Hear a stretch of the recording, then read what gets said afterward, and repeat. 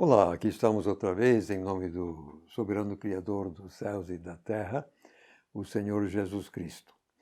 Estamos dando prosseguimento à minha exposição da minha tradução do livro de Atos. Agora vou ler os versos 1 a 6 do capítulo 20. Nós já lemos lá atrás que Paulo havia tomado a decisão de ir a Jerusalém. Então, depois que cessou o tumulto, Paulo convocou os discípulos, despediu-se e partiu para a Macedônia. Tendo percorrido aquelas regiões e encorajado os irmãos com muitas palavras, chegou à Grécia. Tendo ficado ali 3 meses, estando ele a ponto de embarcar para a Síria, os judeus fizeram uma conspiração contra ele e por isso ele decidiu voltar pela Macedônia. Ora, iam acompanhá-lo até a Ásia, Sopater de Bereia, Aristarco e Secundo de Tessalônica, Gaio de Derbe e Timóteo, Tíquico e Trofimo da Ásia. Estes, tendo ido primeiro, nos esperaram em Troade. Mas foi depois dos dias dos pães ázimos que navegamos de Filipos, e em 5 dias chegamos até eles em Troade, onde ficamos 7 dias. Então, aqui temos o fato de Lucas se integrar agora à comitiva, está no verso 5. Estes tendo ido, porque depois que o pessoal, Sopater, Aristarco, etc., eles partiram direto para Troade. Agora, então, mas Paulo, sabendo da conspiração, quer dizer, provavelmente a conspiração ia pegar Paulo indo ao porto para embarcar no navio. Então, por isso que Paulo parou, quer dizer, desistiu de embarcar, mandou os outros na frente, mas ele foi por terra para embarcar depois lá em Filipos. Então, aí é que Lucas, que escreveu este livro, se junta à comitiva de Paulo e ficou com ele, tudo indica, até Paulo chegar preso em Roma vários anos mais tarde. Curiosamente, Paulo parece que não está com tanta pressa assim. Ficou 3 meses em Corinto, parece, ou pelo menos na Grécia, tal e tal. Só depois dos pães ázimos, quer dizer, a Páscoa, né? Finalmente saíram de Filipos, levaram 5 dias para chegar. Então, aí, lá ficaram 7 dias, em Troade. Agora, em Troade, temos aqui um caso muito curioso. Eu vou ler agora versos 7 a 12. Ora, no primeiro dia da semana, os discípulos estando reunidos para partir pão, Paulo começou a fazer-lhes discurso. Como pretendia partir no dia seguinte, prolongou o discurso até a meia-noite. Havia muitas candeias no andar superior onde estávamos reunidos. Ora, um certo jovem chamado Eutico estava sentado numa janela. Ele ia caindo num sono profundo enquanto Paulo seguia discursando. Dominado pelo sono, caiu do 3º andar e foi levantado morto. Aí Paulo desceu, debruçou-se sobre ele e tomou-o nos braços e disse: Não fiquem angustiados, pois a sua vida está nele. Então, tornou a subir, partiu o pão e comeu, e seguiu discursando até o amanhecer. Foi assim que ele partiu. Abre parênteses, quanto a eles, levaram o jovem vivo e ficaram muito consolados. Fecha parênteses. Ficaram 7 dias. Então, aparentemente, ficaram exatamente, quer dizer, Paulo chegou exatamente na segunda-feira. Então, no domingo, que é o primeiro dia da semana, foi exatamente no domingo que os crentes se reuniam, faziam culto, como até hoje fazemos, exatamente em homenagem à ressurreição do Senhor Jesus. Reuniram para partir o pão, no caso era a mesa do Senhor, portanto era o culto normal dominical. Agora, é difícil entender a atitude de Paulo aqui. Ok, ele pretendia partir, seguir viagem no dia seguinte. Tudo muito bem. Não sabemos quando ele começou a falar. Não sabemos quando é que o culto começou. Mas ele segue falando direto até meia-noite. Quer dizer, fatalmente ele ficou falando pelo menos 4 horas, se não mais. Agora me diga, vocês que são pastores, alguém que, como eu, que é pregador ou palestrante, quem vai prestar atenção a você durante 3 horas ou 4 horas? Você vai perder seu público. Ninguém aguenta. Não, ninguém aguenta. Mesmo que você aguente falar tudo isso, mas quem é que vai aguentar ouvir? Aí estamos no terceiro andar. Está aqui, terceiro andar. Então, janela, quer dizer, a janela aberta. Obviamente não tinha vidro nem nada. Quer dizer, então, o rapaz estava sentado ali, mas não tinha nada para segurá-lo, caso fosse cair, como... E o discurso de Paulo não é que deu sono no rapaz, e ele foi... O corpo foi cedendo e, finalmente, o sono foi tão profundo que ele perdeu o controle do corpo e o corpo, de alguma forma, caiu para o lado de fora e lá se foi. Não sabemos o que foi que matou, mas matou. Quer dizer, o pessoal correu lá para ver e estava morto. Aí Paulo também desceu, debruçou sobre ele e tal, e tal, e tal, e a vida voltou. Agora, você poderia imaginar que Paulo se deu por satisfeito. De nada.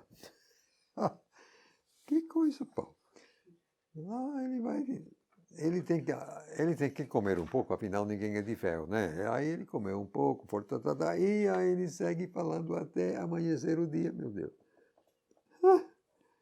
Aí finalmente vai embora. Tchauzinho, Paulo. Tchau. Pode saber que a pessoa ficou satisfeito de ver Paulo pelas costas. Sinceramente. Agora, aqui diz no verso 12, quanto a eles, que o pessoal de lá, levaram o jovem vivo e ficaram muito com sua pode saber que sim. A impressão que dá é que Paulo simplesmente impôs sua vontade à congregação. Ele já vinha agindo por conta própria, que ele estava indo a Jerusalém contra a vontade de Deus, o Espírito Santo disse, não vai.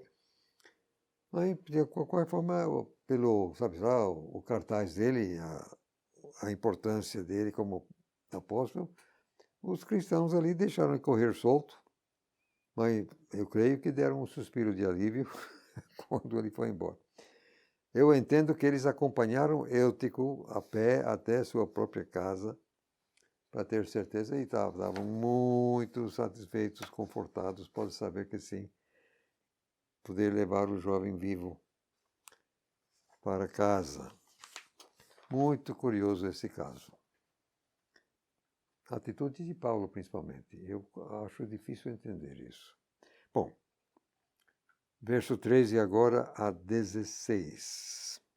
Quanto a nós, fomos até o navio e zarpamos para Assos, onde tencionávamos receber Paulo a bordo. Foi assim que estava combinado, tendo ele preferido ir a pé. Quando ele se encontrou conosco em Assos, o recebemos a bordo e fomos até Mitilene. Navegando dali, no dia seguinte chegamos defronte de Quio. No outro dia atravessamos para Samos e paramos em Trogílio, ou Trogilio, não sabemos exatamente como pronunciar essa palavra. Um dia depois chegamos a Mileto, abre parênteses.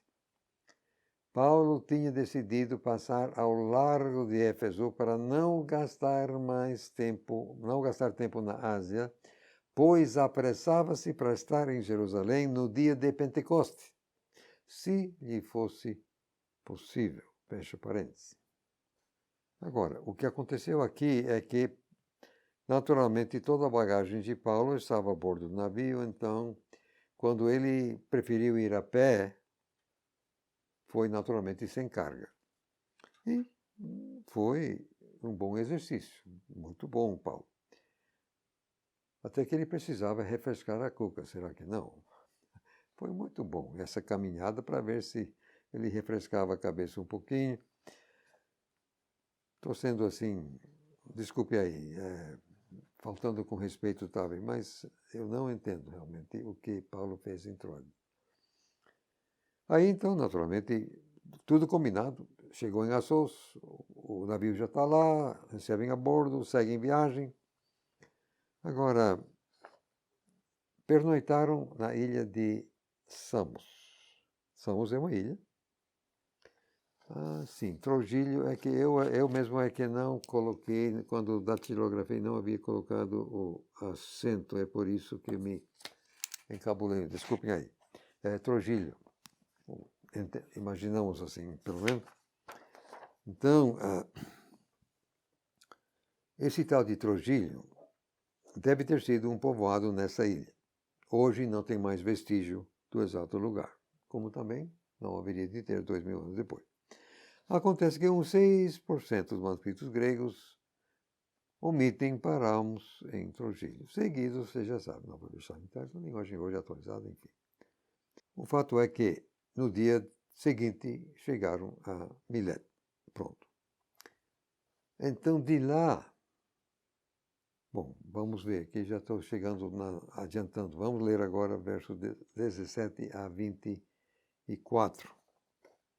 Então, de Mileto, ele, no caso Paulo, enviou a Éfeso e convocou os presbíteros da igreja.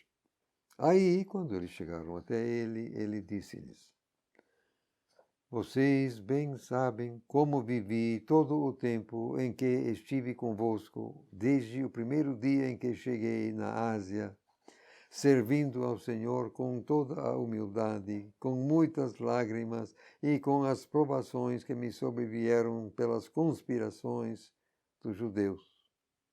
Sabem que não deixei de vos anunciar nada que fosse proveitoso, ensinando-vos publicamente e de casa em casa, testificando solenemente, tanto a judeus como a gregos, o arrependimento para com Deus e a fé para dentro de nosso Senhor Jesus. E agora, eis que, amarrado no meu espírito, estou indo para Jerusalém, sem saber o que me acontecerá ali, exceto que, em cada cidade, o Espírito Santo me adverte que grilhões e aflições me aguardam. Contudo, não faço caso de nada, nem considero minha vida preciosa para mim mesmo, contanto que complete com gozo a minha carreira, a saber, o ministério que recebi do Senhor Jesus, testificar solenemente do Evangelho da graça de Deus. Ele vai prosseguir, mas aqui vamos parar um pouquinho e ver. Então, de Mileto ele manda mensagem para convocar os presbíteros de Éfeso. A distância era de uns 50 quilômetros, em linha reta. Ora, esses presbíteros também não tinham aviso prévio. Então, fatalmente, houve um lapso de pelo menos 2 dias até que eles chegassem. Ora, mesmo que o mensageiro corresse, mas os presbíteros não vão correr. Então, 2 dias, pelo menos. Chegam. Aí vai a conversa de Paulo, o discurso dele. Ele vai descrevendo como foi a chegada dele e como foi o ministério dele no meio deles. Tudo isso eles sabiam de cor e salteado, podiam testemunhar que era assim mesmo. Tudo que Paulo falou era pura verdade. O que convida a atenção mais é o que acontece agora a partir do verso 22. E agora eis que é amarrado no meu espírito. Aqui eu tenho que parar. Este foi o próprio Espírito de Paulo, não foi o Espírito Santo, como o verso 23 a seguir deixa claro. Eu acho difícil entender o que aconteceu com Paulo. O Espírito Santo seguia dizendo a ele não ir a Jerusalém. Mas ele estava determinado a ir, só para passar pelo menos 5 anos acorrentado. Por quê? Para quê? Eu acho que alguma Bíblia até coloca amarrado pelo Espírito como E maiúsculo, como se fosse o Espírito, mas não dá, porque em seguida o próprio Espírito Santo está dizendo para não ir. Verso 23. O Espírito Santo, quer dizer, olha só o que Paulo diz. Cada cidade, cada cidade, cada cidade, o Espírito Santo faz com que alguém fale, não vá, não vá, não vá, não vá, não vá. Agora vejam bem o que acontece. O verso 24 simplesmente não prossegue, não dá sequência. Bom, ele diz, não faço caso de nada, vá. Agora, nem considero minha vida preciosa para mim. Olha, Paulo, não segue. O valor que você dá à vida não é a questão. A questão é a vontade de Deus. E se o Espírito Santo está dizendo para não ir, então, bolas, não vá. Se você valoriza a própria vida, isso não é o caso. Isso não é o caso, Paulo. O que é isso? Aí ele vai, contanto que complete com gozo a minha carreira. Ah, é? Você vai completar a carreira com gozo no meio da desobediência? É assim? É difícil de entender. É difícil. Parece-me que Paulo não estava raciocinando bem. Não sei o que houve com ele. De fato, 3% dos manuscritos gregos cortam fora com gozo. Mas o texto mesmo diz com gozo, 97% dos manuscritos. Bom, Paulo vai falar mais. Então vamos ouvir mais o que ele vai dizer. Versos 25 a 31. Atenção agora. Eu sei que não mais verão o meu rosto. Nenhum de vocês, entre os quais passei proclamando o reino de Deus. Portanto, eu declaro a vocês, na data de hoje, que sou inocente do sangue de todos, pois não deixei de vos anunciar todo o conselho de Deus. Portanto, cuidem de vocês mesmos e de todo o rebanho, dentre do qual o Espírito Santo vos colocou como supervisores, para pastorearem a igreja do Senhor e Deus, a qual ele comprou com o seu próprio sangue. Pois isto eu sei, que depois de minha partida, lobos ferozes entrarão no meio de vocês, não poupando o rebanho. Sim, dentre vocês mesmos se levantarão homens falando coisas distorcidas para separar os discípulos após si. Portanto, vigiai, lembrando que durante 3 anos, noite e dia, não cessei de admoestar a cada um com lágrimas. Ele vai prosseguir, mas vamos voltar aqui e ver o que Paulo diz. Verso 25. Eu sei que não mais verão o meu rosto. Mesmo? Como é que Paulo sabia disso? Só se Deus havia falado. Deus já havia falado. Então, isso ele já sabia. Isso era fato dado. Vocês, entre quem proclamei e tal. Portanto, quanto ao sangue de vocês, sou inocente, porque eu nunca deixei de anunciar todo o conselho de Deus. Convenhamos, gente, que a congregação em Éfeso havia sido muito bem alicerçada, na verdade, na palavra. Mas mesmo assim, perdeu seu candelabro. Apocalipse capítulo 2, verso 5. Com todas essas vantagens, Éfeso acabou no fim perdendo o seu candelabro. Quantas outras igrejas têm seguido esse triste exemplo? Agora, vejam bem, as ovelhas pertencem ao Senhor, não aos presbíteros. Ele é muito claro. Cuidem de vocês mesmos, bem como o rebanho, dentro do qual o Espírito Santo vos colocou. A igreja do Senhor e Deus No caso aqui, o Senhor e Deus diz respeito a Jesus, porque vai em seguida a qual ele comprou com seu próprio sangue, é Jesus. Então aqui o Senhor e Deus é Jesus e a igreja é dele. E as ovelhas também são dele. Agora, verso 30, vai aparecer pessoas querendo arrebanhar, separar discípulos, arrebanhar, criar seu próprio grupinho.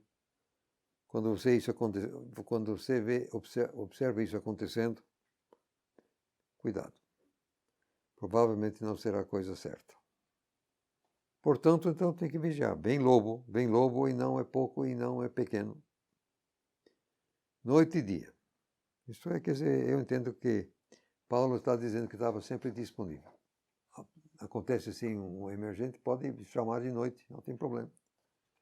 Nunca cessei de admoestar cada um com lágrimas. Falou a verdade quanto a isso.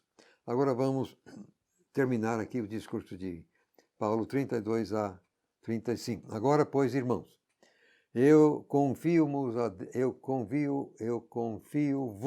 a Deus e à palavra da sua graça, a qual é poderosa para edificar-vos e dar-vos herança entre os já santificados. Não cobicei a prata, nem o ouro, nem o vestuário de ninguém. Vocês mesmos sabem que estas minhas mãos supriram minhas necessidades e as dos que estavam comigo. Em tudo eu vos mostrei que, dando duro assim, devemos socorrer os que estão passando por necessidade. E lembrar o dizer do Senhor Jesus que disse, Ele mesmo, é mais abençoado dar do que receber. Fecha a citação, fecha discurso. Lindo isto aqui. Aqui, pelo menos, quer dizer, se Paulo fez feio em Troades, como entendo, mas aqui, pelo menos, ele falou coisa muito certa. Ele falou verdade.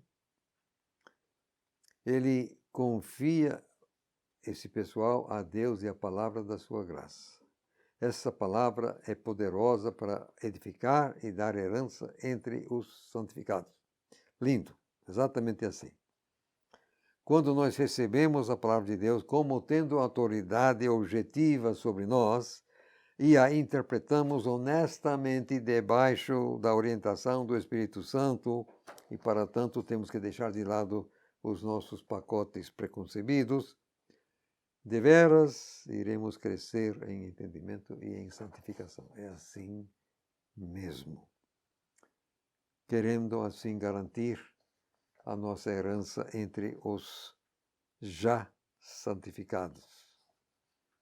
Aí, olha, ele nunca cobiçou nada de ninguém, ele sempre trabalhou com as mãos, suprindo as próprias necessidades, mesmo os que seus companheiros.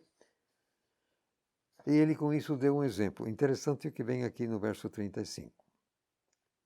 Eu vos mostrei, está dando um exemplo, que dando duro, quer dizer, ninguém está, isso aqui não é para preguiçoso não, ninguém está dizendo que não tem que trabalhar, que não tem dado não, dando duro, devemos socorrer os que estão passando por necessidade, não porque alguém é preguiçoso e não quer trabalhar, mas você sabe, como eu também sei, que acontecem as coisas, como no momento está acontecendo essa pandemia no mundo, esse vírus, coisa e tal, acontecem coisas assim, e de repente, sem culpa, alguém está em dificuldades. Havendo possibilidade, quem tem essa possibilidade deve socorrer, deve ajudar. Quem sabe amanhã vai ser a vez da gente. E aqui ele cita uma palavra do próprio Senhor Jesus que não está registrado em nenhum dos 4 evangelhos. Mas Paulo fatalmente ficou sabendo do dizer de alguém que ouviu. Pedro ou alguém mais que tinha ouvido esse dizer do Senhor Jesus. É mais abençoado dar do que receber. Isso aí é uma verdade importante. Quando eu era muito mais moço que agora, quando eu tinha meus 20 e poucos anos de idade, eu estava cursando a universidade e Deus me ensinou essa lição. Alguém quis me dar um dinheiro e eu rejeitei. E a pessoa ficou magoada, assim, ofendida, ficou realmente, a pessoa ficou triste, que eu tinha rejeitado, recusado receber. Depois, Deus, assim, bateu em mim, disse, você fez mal, isso aí não se faz. Você privou essa pessoa da bênção de dar, você não deve fazer isso. Você não deve privar o outro da bênção de dar. Nunca mais eu rejeitei. Quer dizer, até hoje eu quase choro quando eu penso naquilo que eu fiz naquele... Não, aquilo não foi bom. Mas aprendi a lição. Nunca mais. Não privar o outro da bênção de dar.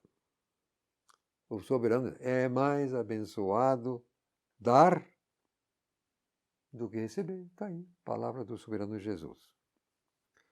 Então, vamos terminar o capítulo 20, verso 36 a 38.